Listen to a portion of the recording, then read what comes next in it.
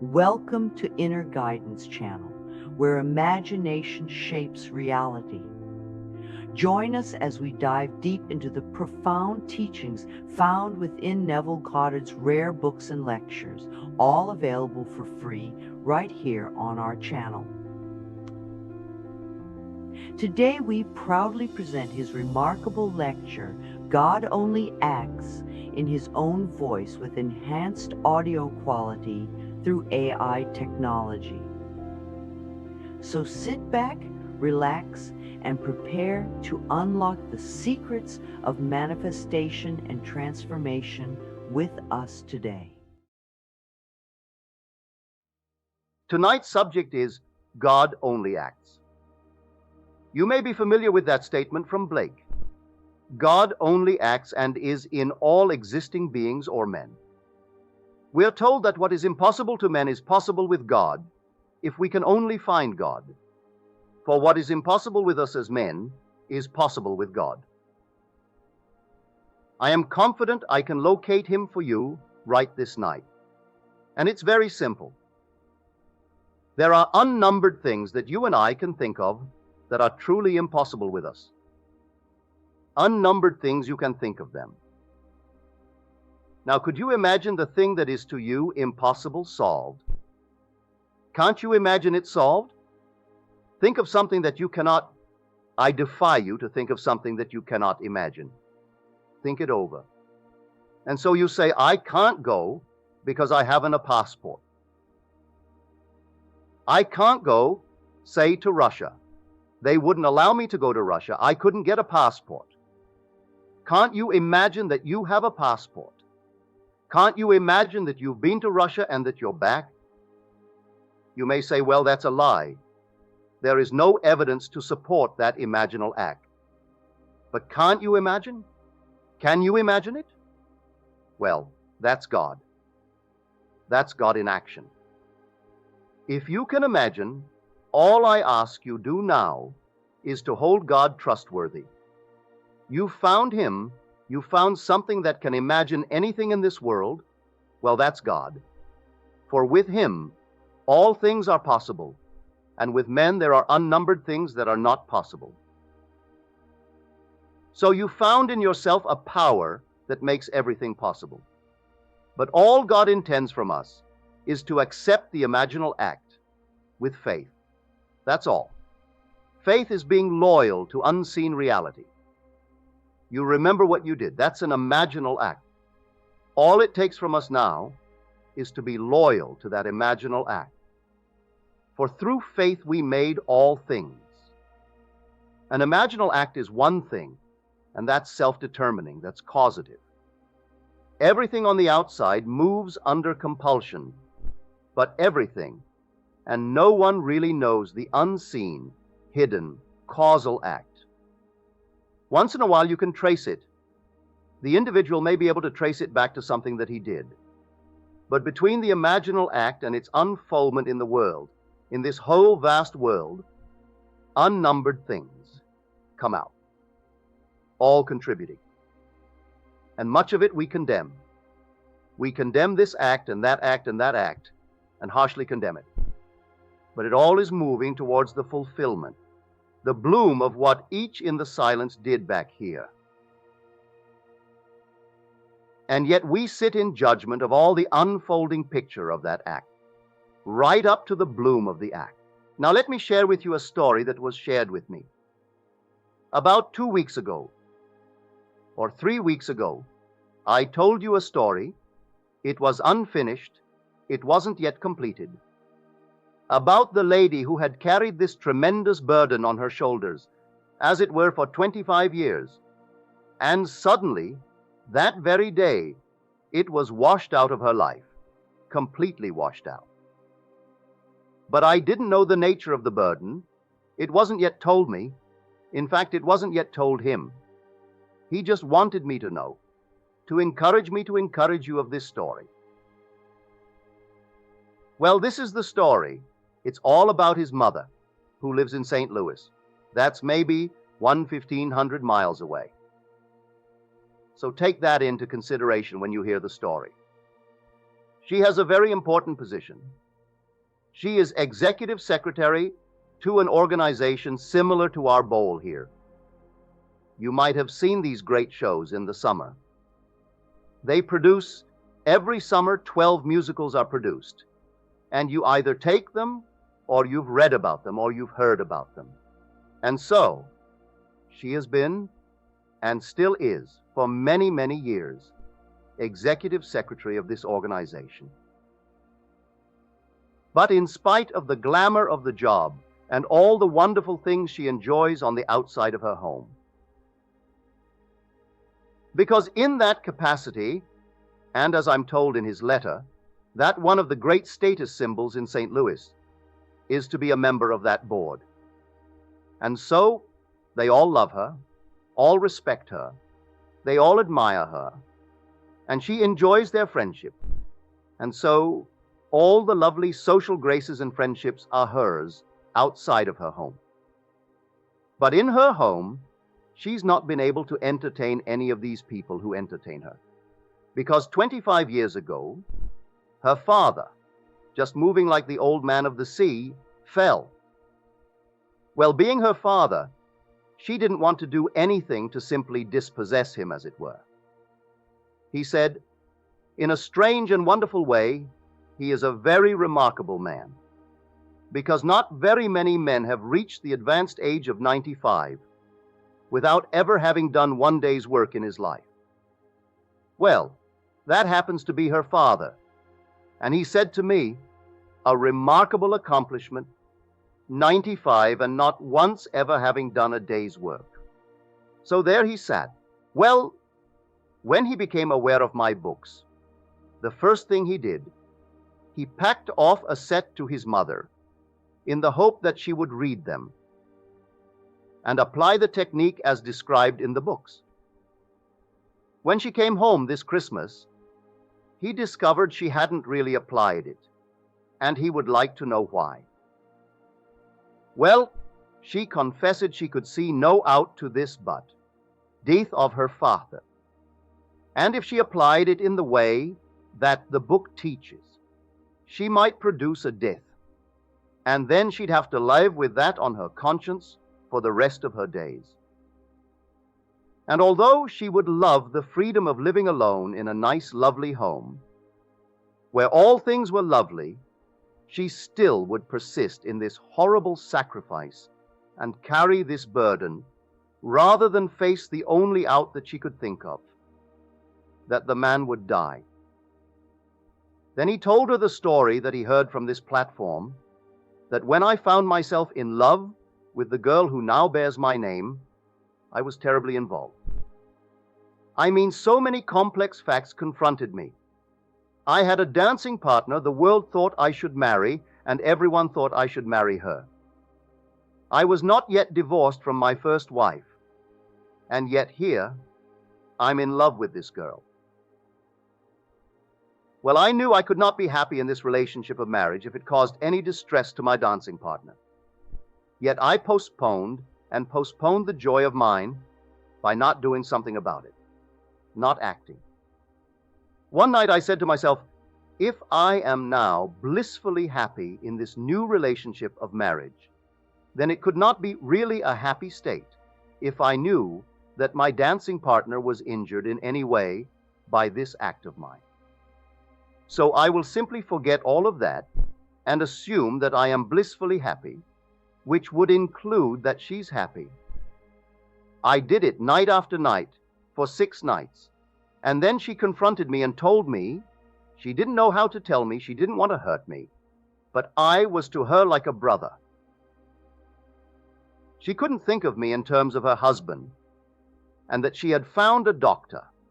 She mentioned his name, a friend of mine, a very dear friend of mine, and that she and this doctor had been, well, lovers for the longest while, and that she hoped one day to marry him, and she thought I should know it now.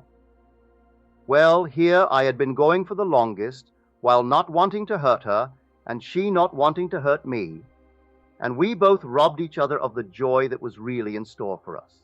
So he told his mother of this story.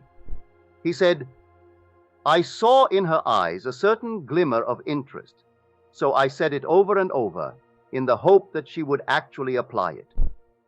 But she didn't tell me when she left here that she was going to apply it. So what I did was this. I imagined that she had done it and done it successfully. So I imagined that she had applied this principle towards that end, and that she had been most successful in the application of the principle. Then a telephone call came that she didn't mention what the father did, but he did something to outrage the neighbors. It was something that really outraged the entire neighborhood. And then she said to him, I must make a decision. And her decision was to move. Then he said to her, I've decided too. I'm going back to my home 50 miles from here, from which I originally came. Then came a letter, which he enclosed to me, in which he told me that she saw the place. He has a beautiful room, and she saw the meals he's having, and so he has wonderful meals and living in a beautiful room. Now, for the first time in 25 years, without the man dying, she can have her own lovely apartment and do what she's been wanting to do for the last 25 years. So you see, you hurt no one when you apply this law and really act. God only acts and is in all existing beings or men. So he has found God, definitely found God, for he found the cause of the phenomenon of life. And back here, I think he knows it tonight, that whatever that grandfather did, whatever he did, he could have done something that if he were not 95, could possibly it would go very hard with him today. He may, I don't know. But you know who did it? The one back here. He wasn't quite sure that the mother did it. And so he was taking no chances. And so he imagined that the mother had imagined herself in this new wonderful place, and that it was successful. And so now that thing was causal. And everything that had to take place to bring about the fulfillment of that imaginal act took place, including a man performing some kind of an act, or saying something, or doing something that outraged the neighbors. Now you judge the act, and the old gentleman would be harshly judged, and yet he was compelled. For every outer act moves under compulsion, and that compelling force is in man as an imaginal act. It's the only creative force, and that is God. By him all things were made, and without him was not made anything that is made. John 1:3. So you found God in that wonderful act. Therefore, why go elsewhere when you found exactly how this thing works? When you know what you want, you hurt no one. You simply go to the end. But may I tell you, you may cause many things to be, well, on the surface, to be very distressing, not to you alone, but to others, and sometimes never to you. But that's why in the end you'll understand the words, Father, forgive them. They know not what they do. Luke 23:34. For everyone is acting in a way he doesn't really know why he's doing it. He thinks he initiated it. He doesn't. He's under compulsion because someone removed not only in space, removed in time, is treading out the winepress, and they're only instruments to bring about the fulfillment of that unseen imaginal act. So here, he has shared with me that I in turn may share with you. I am convinced that if you take me seriously and do it, I will get, before I close, on the 26th of May, 100%. I will have everyone who could testify to the truth of God's law. I mean that seriously. I don't mean 99%, I mean 100%. If you treat it seriously and act, God only acts and is in all existing beings or men. And if he starts with the premise that with men things are impossible, but with God all things are possible. They couldn't understand how a rich man who is denied the right to enter the kingdom of heaven because he couldn't, it's easier for the camel to go through the needle's eye. And then they asked him, "Then who can get the kingdom of heaven?" His reply was, "With men it's impossible, but with God all things are possible." Mark 10:27. So now you know that you can't conceive of something. No one can tell you something that you can't imagine. No one has ever gone to the sun. But can't you imagine it? No one has ever gone beyond the sun, beyond our sphere into some other sphere altogether. But can't you imagine it? There's nothing. You can't imagine. Therefore, all things are possible with God. Therefore, God must be my capacity to imagine. That's God. And if I try it and it proves itself in the testing, then I have found him. I try it again and it proves itself in performance. So I have confirmed that I have found him. Then I share it with others, and they try it, and it works. Then we have found him, haven't we? So I say, we can get from this group here 100% success, that you can actually testify to the truth of God's law. I'd be satisfied and thrilled if 1% could testify to the truth of God's promise. But that is unconditional. Not a thing you can do about it. It just happens. But you can do everything about testing his law, because his law is conditional. We are the operant power. For when it comes to his promise, that is something that thrills me beyond measure, when I hear anyone confirm the promise. So now let me share with you what was given to me in the same letter. He said, "Last week I began to write you a letter." He was going to tell me how about a month ago he met God. He said it was then, at that meeting, soon after that meeting, that I began to write to you. But my experience in meeting God is not identical to yours. First of all, there was no meeting of an infinite might, only love, a mixture of light, joy, and love. That was the mixture. He said, unlike your experience, it was not a person, but fused with it I did.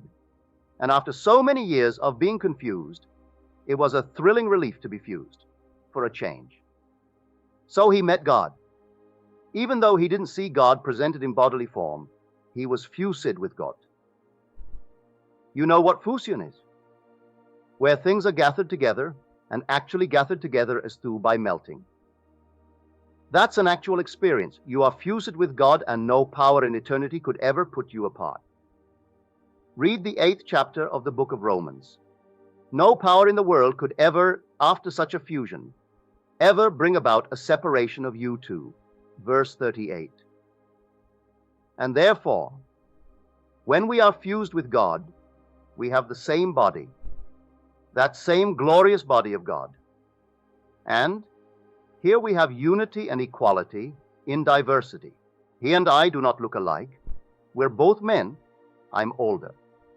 But we do not look alike, and yet we are both fused with the same body of God. So here we have equality in that body. We have union in that body, and yet diversity. That's the great mystery.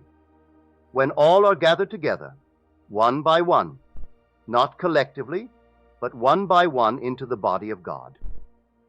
And eventually all will be in that one body, and it's our body, and the individual's body. That's your resurrected, glorious body. You can't describe it. In this man's case, it appeared to him as a mixture of light, that's right, of joy, that's certainly right, of love, absolutely right. So all mixed together. But it was not a person. It did not come and present itself in bodily form. In my own case, it was just as described in the 7th chapter in the book of Daniel, the Ancient of Days, right before me, clothed as he's clothed, looking just as he's described. And I am presented to him as described in that book, verses 9-11. And the very open book as described in that chapter was present. Only 3 characters stand out in my mind. There were others, but 3 stand out. Infinite might, and they're sitting in what I would call a carriage, drawn by the most glorious horses. And then a woman, an ideal, like an angel, like a recording angel, writing at a table and an open book, as told us in the Bible. She wasn't composing, she was recording the most glorious angelic being, but woman, just simply recording. Then I'm presented to the Ancient of Days, and it is infinite love. In this same chapter, they speak of the animal, the beast that was slain. It doesn't tell you how it was slain. That was an experience of mine that came about the same time. It wasn't the same night, but whether that experience preceded this presentation or followed it, it was not too long before or after. But that was the beast. And may I tell you, I'll share with you how the beast is slain. It is not said how the beast was slain, but love that night slew the beast. For here I found myself in the presence of the most horrible monster. And then I looked up, and this glorious being, not unlike the recording angel of that vision of the night, the same person really, only this one was standing and looking at me, and this one was down below and calling this glorious creature mother. As this hairy animal, hair from the head to the toe, like an ape, and the hair was reddish, sort of a reddish brown, and as it called this glorious woman mother, I banged it, and then it kept on calling it Mother Mummy, and I pummeled it. I was so annoyed with it. And it gloated. It spoke and it gloated in my blows, violent blows, as though it were a masochist. It simply loved to be beaten. And then, something on the inside of me, from the very depths of my soul, knew, I can't tell you I heard a voice, but I knew that that was my creation, and so was she. Both are my creations. She embodied every noble thought that I have ever entertained, and it embodied every ignoble, horrible, monstrous thing I have ever entertained, and both were my offspring. I knew that if this monstrous hairy beast had no right to exist, that I was the cause of its existence. I pledged myself. There was no one to whom I could turn. I didn't pledge with another, all with myself. I swore to myself that if it took me eternity, I would redeem it. I had no sooner made the decision to redeem it, regardless of the cost to me in pain or in time. And when my decision was made, without anyone looking on, so it was all within me, before my very eyes, it melted. I have never in my life felt such compassion for anything as I did for this. No hate, nothing but sheer compassion, that I could bring into this world such a monstrous thing and allow it to live when it really shouldn't live. I didn't kill it in the sense of cutting off its head. I had compassion for it.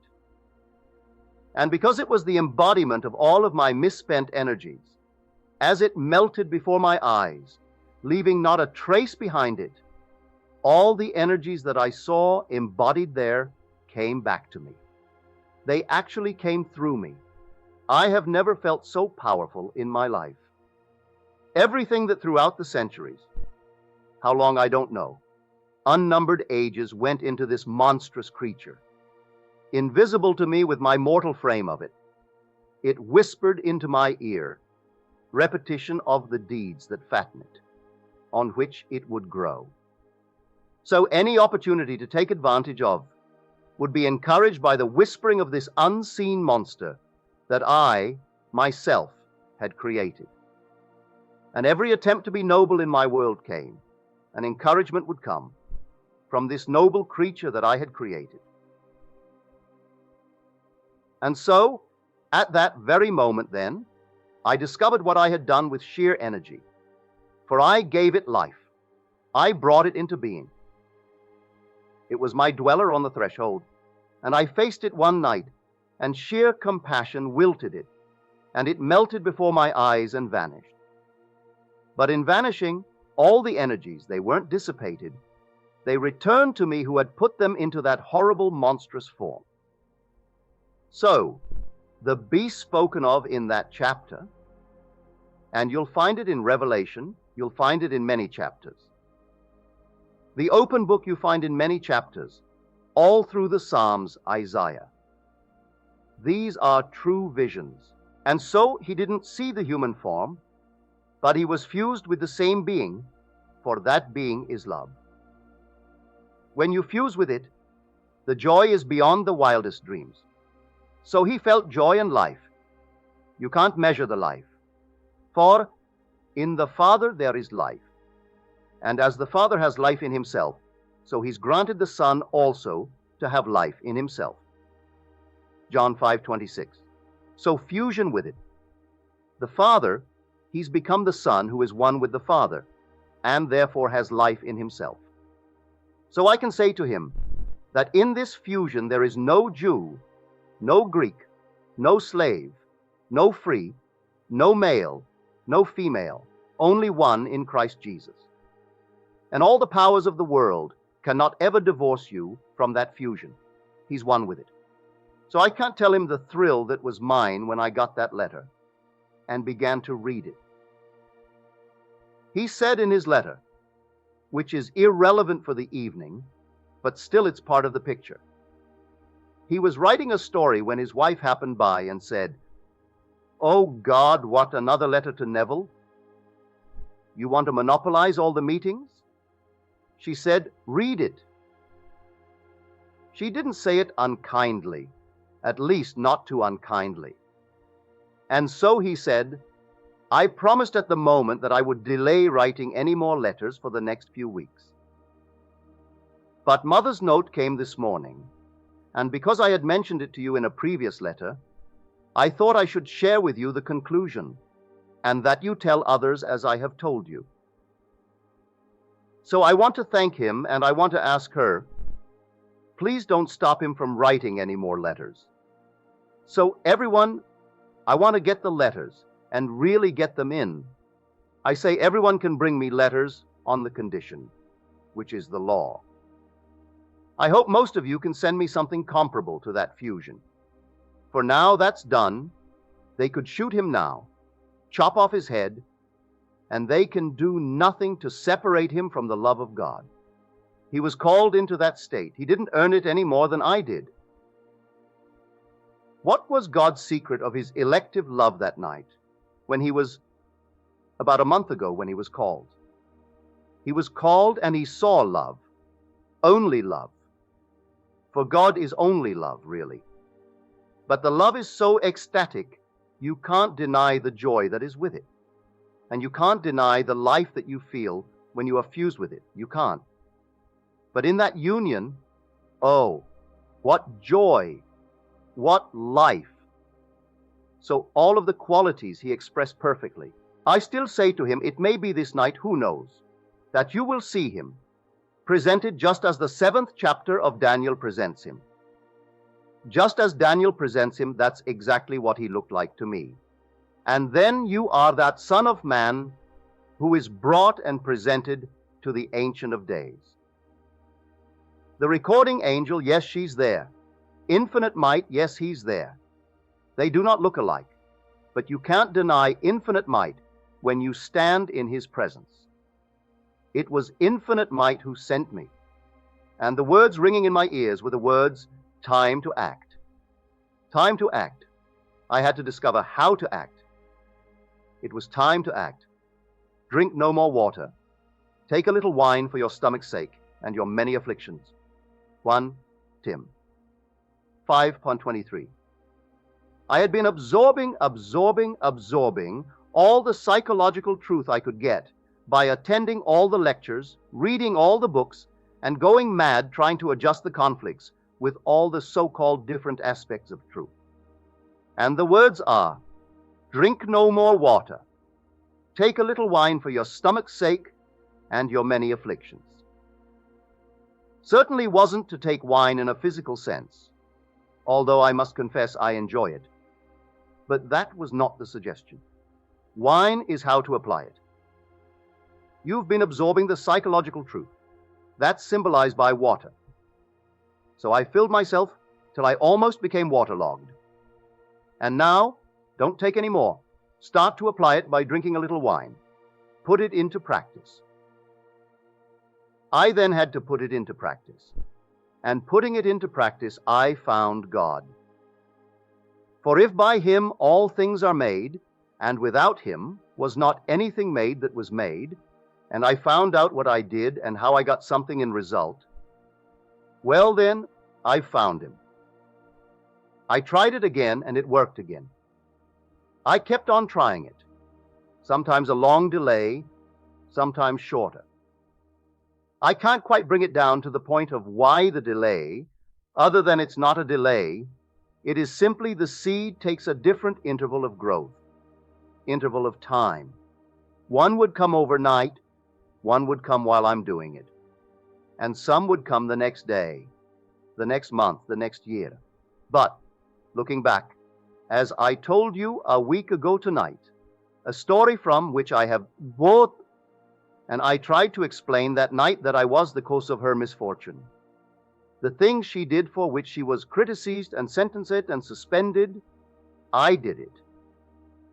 Had I not done the imaginal act, she would not have done what she did, and if she did do it, she would not have been discovered in the act.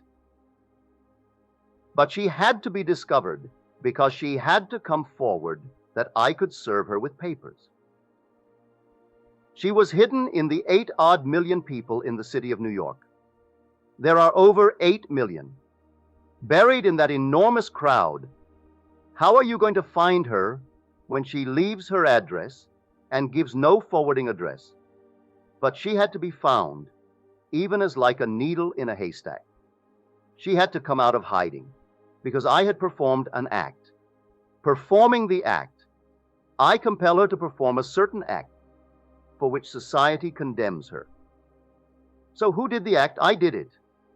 And so, I only told the story to show you, don't judge anyone harshly. You may be the very one treading the winepress that is causing that act.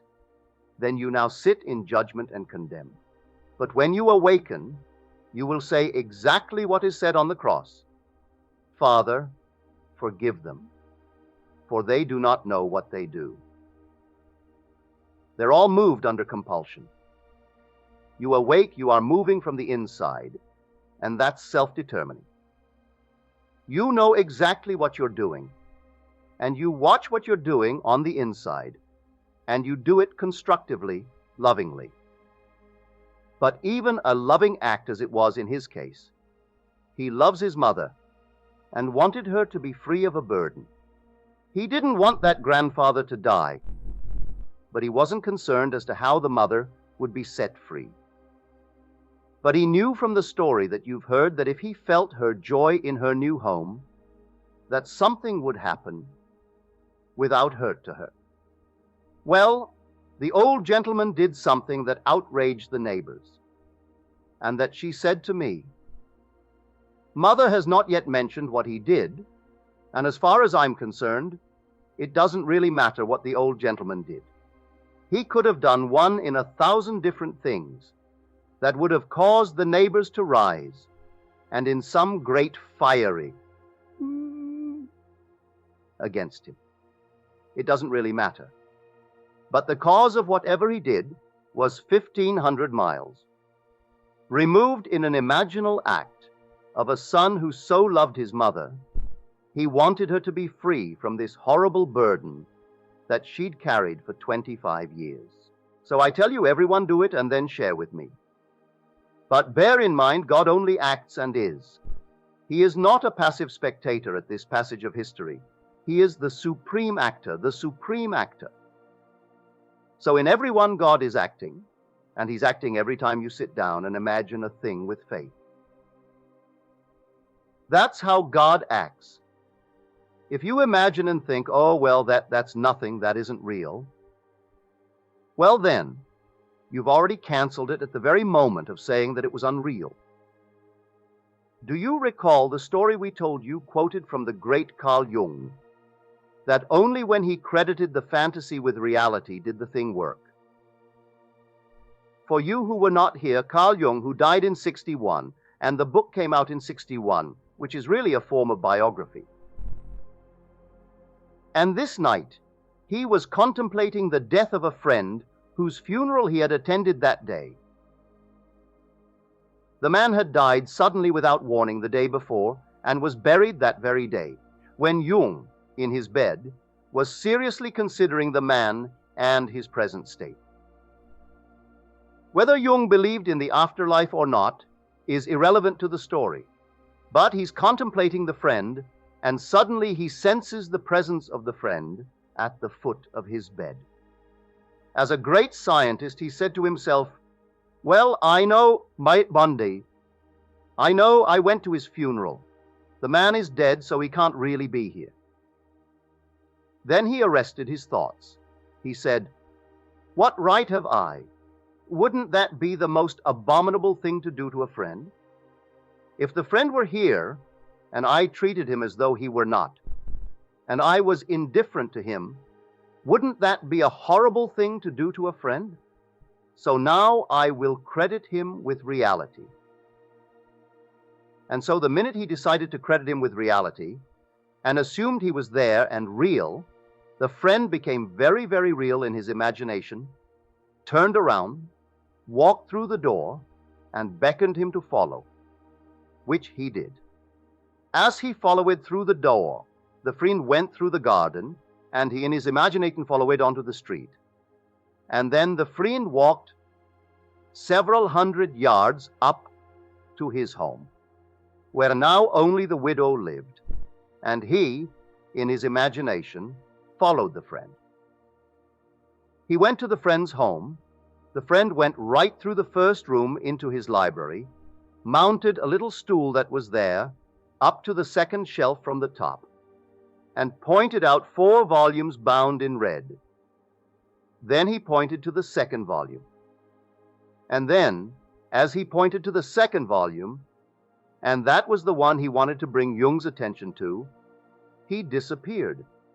And of course, Jung broke the spell back on his bed. The next day, he physically went to the home and asked the widow for permission to see the library. As he entered the library, here is the little stool that was in his vision of the night before. He mounted the stool, and there, second shelf from the top, are 4 volumes in red. He picked up the second volume and its title. The title of it, The Legacy of the Dead. Zola's translation into the German. Zola's work translated from the French into the German. But it was titled The Legacy of the Dead. That's all the man wanted to convey to Jung. Jung, the great giant in the mind, might believe that with the dissolution of the brain, there is no man. He might, because Freud believed that, and he was Freud's great student. So many psychiatrists believe that without the brain, there is no being, no entity. It vanishes with the dissolution of the brain. How they can conclude that, I don't know, but many of them do. Well, Jung might have been on that verge. Well, here is a man who is dead now. He went to the funeral. He returns to convince him of the reality of a post-death state, and takes him to the place and points out a book where the title bears a great significance, The Legacy of the Dead. And so, Jung could take that in 1944, I think that happened. But he would not allow it to go into print until after his death. He died in 61, and the book came out in 61, after Jung himself had made his exit from this world. So the story is that when he gave reality to the so-called unreal state, it became so real it could guide him to show the reality of an after-death state. So if you would now imagine something and give to it a same credit of reality, the thing would then become embodied and become real in your world. You can't take an imaginal act and treat it as unreal. Take your imaginal act and treat it as reality.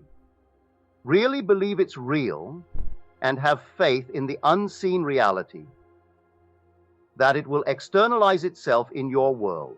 So you take it and try it. And trying it, I know from experience you'll prove it. And then, if you're not the 1 in 10, or if you're not the 9, I should say, you'll write me a letter. Because not everyone who gets it ever writes a letter. And may I tell you, it doesn't really matter how well you write. If you just can barely print, but you can't express yourself in writing, tell me in the first person. I want to hear it that I may in turn share it, as I've been sharing this gentleman's story with you. But when I read the beginning of that letter, and he started the letter, that he may explain to me how a month ago he met God, and then drew the story so vividly. It was not a parallel of mine, although I did meet infinite love, and permitted myself to speak from that. He met love only. It wasn't infinite might. That doesn't matter. Might is but an aspect, an attribute of God. God is infinite love. Almightiness and omniscience. They're only attributes of God. But God himself is all love. So you are fused not with almightiness. That's an attribute he'll use. You're fused with the reality, and that's God. So he's right. He was fused with love. And when you're fused with love, you can't deny it's a delight, sheer joy that is present, and the sheer life that you feel. Life in yourself. Now, having had that experience, I can prophesy for him. All the things that I have told in my books, that I've had as mystical experience, happened after that experience. And so, he can look forward to all these experiences, where he'll come upon a scene like this, and he will know, for now there's life in him, and he will arrest an activity in him, and arrest as it's seen on the screen. He will arrest it, and not a thing can move while he holds it still within him. Then he'll release it. Then all will continue on its way, and he will prove for himself that he has life in himself. That's going to happen to him as surely as I'm standing here. For everything that I have recorded happens after the fusion with God. Early dreams as a child, they were all preliminary, preparatory, but that was really the beginning of it all. That fusion with God. And the night that I was called and brought into that state, I certainly didn't expect it. If anyone had told me that very day of coming in the very presence of God and seeing God as man, I might have smiled. I might have. Therefore, I can't blame anyone who smiles when I tell them that I met God, and God, in presenting himself to me, presented himself in the human form. And that the human form is truly love divine. It's all love. And the fusion is so intense, it's a melting right in him, without loss of identity. So, every one of us will be one day united in that body. So we will have union and equality and diversity. Nay, no loss of identity whatsoever. So you hear this night that God only acts. I do not know your background. Not all of you. Your religious background, what you believe in. As far as I am concerned, true religion is really a devotion to the most exalted reality of which one has experience. So this experience of this gentleman with the fusion with God is something he could never forget. And no priest in this world or rabbi in this world could in any way divorce him from that union. He will listen like a gentleman, occasionally, to any argument they have to present. But they could never persuade him to give up the notion. It's not a notion.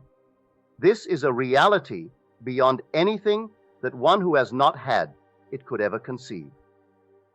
So you couldn't present any argument to divert a man after the union with God. You will allow any argument, listen to it carefully, but you can't listen to the point of being deflected. First of all, you can't get out of the union. You're part of God. Fused with God, You could never in eternity ever be separated from God.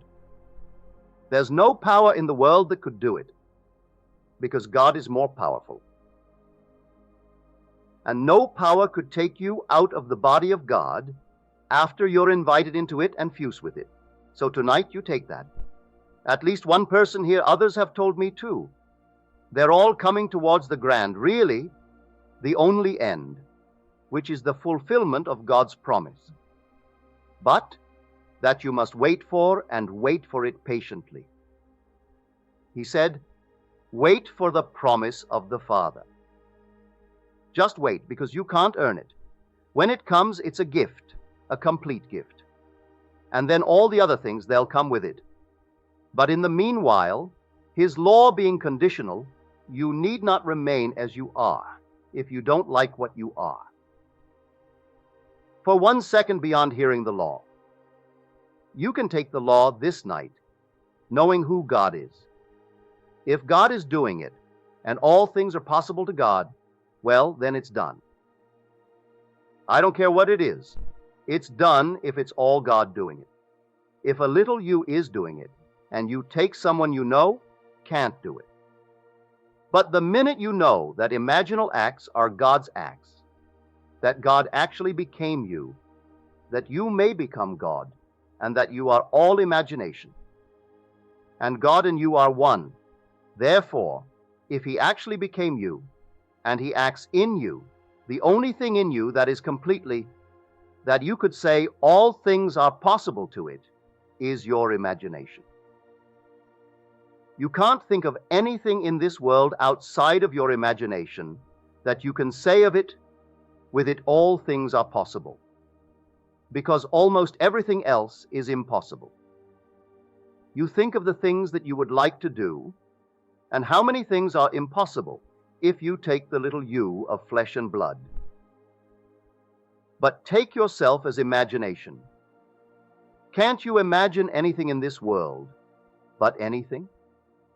If you can imagine it and actually accept the imaginal act as fact, and wait in confidence that the imaginal act has all the power necessary and the plan wrapped within itself to externalize itself. And while he was here, 100 miles away, this imaginal act was taking the old gentleman and making him do something that would outrage the entire neighborhood.